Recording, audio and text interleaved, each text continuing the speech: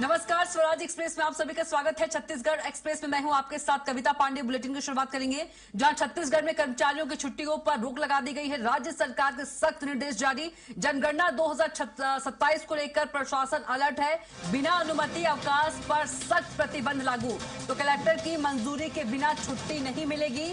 जनगणना कार्य में लापरवाही पर कार्रवाई तय है। तो राज्य सरकार के सख्त निर्देश। जनगणना 2027 को लेकर बता दें कि प्रशासन अलर्ट है। तो छत्तीसगढ़ में कर्मचारियों की छुट्टियों पर रोक लगा दी गई है। बिना अनुमति अवकाश पर प्रतिबंध लगा दिया गया है। बता दें कि कलेक्टर की मंजूरी के बिना छुट्टी नहीं मिल सकेगी छत्तीसगढ़ में। तो छत्तीसगढ़ में कर्मचारियों की छुट्टियों पर बता दें कि रोक लगा दी गई है। राज्य सरकार के सख्त निर्देश जारी।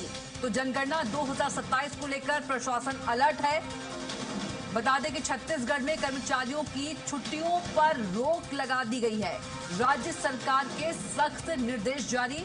जनगणना 2027 को लेकर प्रशासन अलर्ट है। तो कलेक्टर की मंजूरी के बिना बता दें कि छुट्टी नहीं मिलेगी। तो बड़ी खबर आपको छत्तीसगढ़ से बता रहे हैं। राज्य सरकार के सख्त निर्देश जारी।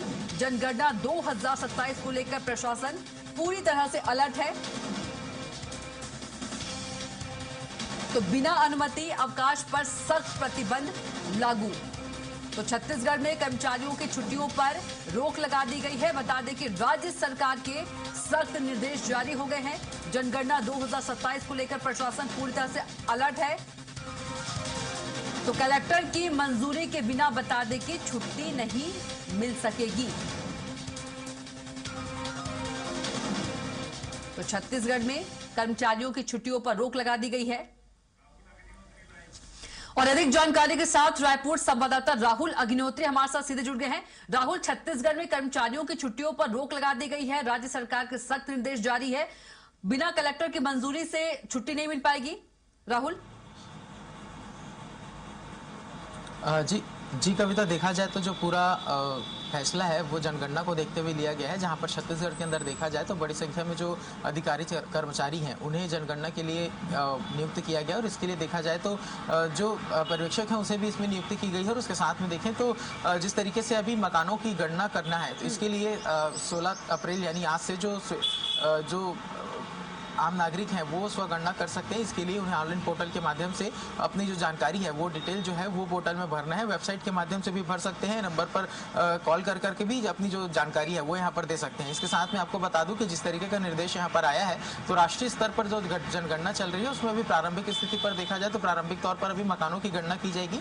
और इसके बाद में देखा जाएगा कि द्वितीय चरण में जो व्यक्ति है उनकी गणना की जाएगी। उसमें जो कई कॉलम है वो दिए गए हैं, जिसके आधार पर अपनी डिटेल भरने हैं। भाषा बोली से लेकर के जाति वर्ग सभी तरीके की जो बातें हैं वो उस कॉलम में रहेगी। तो एक तरह से देखा जाए तो पूर्ण रूप से जो छत्तीसगढ़ राज्य है वो जनगणना को लेकर के तैयार है। और जिस तरीके के निर्देश यहाँ पर मिले हैं, तो छत्तीसगढ़ में जो भी कर्मचारी यदि इस जनगणना के ड्यूरेशन में जिनकी ड्यूटी लगी है, यदि उन्हें अवकाश चाहिए तो उन्हें डायरेक्ट कलेक्टर से बात करना होगा। कलेक्टर से आदेश के बाद ही, कलेक्टर की अनुमति के बाद ही जो व्यक्ति हैं, जो कर्मचारी अधिकारी हैं, उन्हें यहाँ पर जो अवकाश है वो मिलेगा। तो पूर्ण रूप से देखा जाए जनगणना को लेकर के छत्तीसगढ़ में तैयारियां तेज है और उसी के तहत जो पूरा फैसला है वो लिया गया है।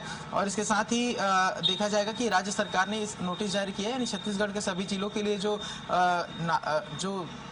नोटिस है वो लागू होता है। तो इसके तहत छत्तीसगढ़ के सभी कर्मचारियों को जिनका भी ड्यूटी जनगणना मिला गया उन्हें इसके तहत काम करना होगा।